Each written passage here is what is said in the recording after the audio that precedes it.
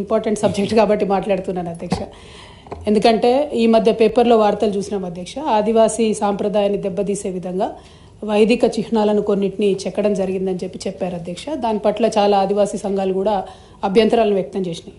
రెండవది, although I respect the spirit of the government అధ్యక్ష, అసలు ఈ మొత్తం సమ్మక్క సారక్క జాతర స్పిరిట్ ఏంటంటే 2 నెలలకోసారి అమ్మవారి అడవిలోంచి రావాలి, రోజు అక్కడ పూజలు చేయడం అన్నది సంస్కృతి కాదు అధ్యక్ష.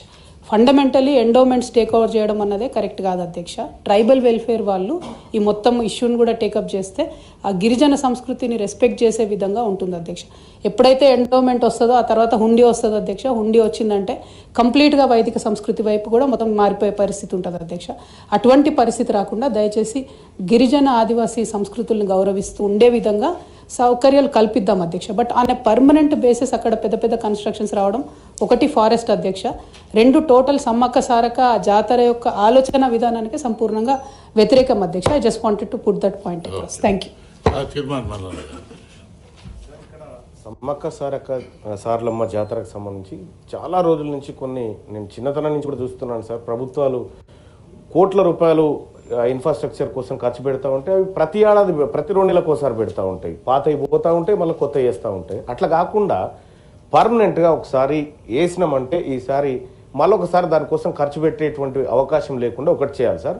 రెండోది, సమ్మక్క సారలమ్మ జాతర చుట్టూ అనేకమైనటువంటి టెంపుల్స్ ఉన్నాయి సార్, అనేకమైన పర్యాటక కేంద్రాలు ఉన్నాయి సార్.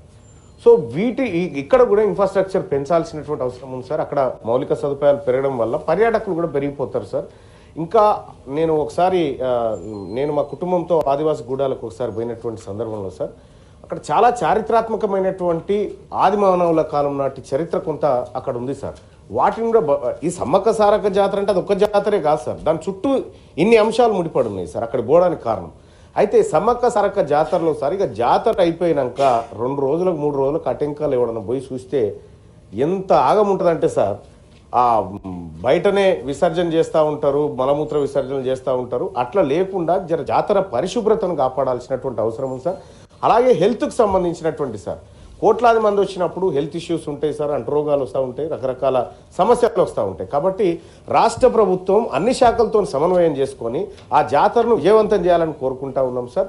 ఇక ట్రాన్స్పోర్ట్ విషయంలో కానీ ప్రత్యేక బస్సులు, ఇక అక్కడి సమ్మక్క సారక్క జాతర అంటే అదనపు ఛార్జీలు వసూలు చేసే సాంప్రదాయం మన దగ్గర ఉంది సార్.